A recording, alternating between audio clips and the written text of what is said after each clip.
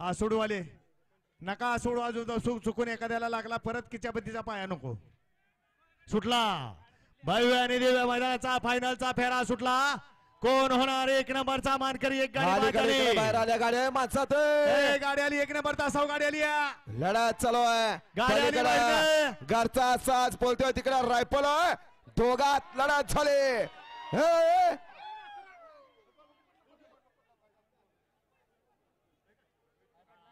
पलीकडे रायफल आणि सोन्या पळाला आणि त्याच्या गालीकडे घरचा साज पळाला शंकर आणि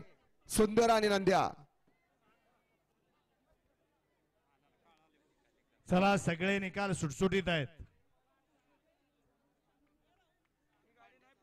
पंच एकत्रित या एकमत करा आणि मग निकाल द्या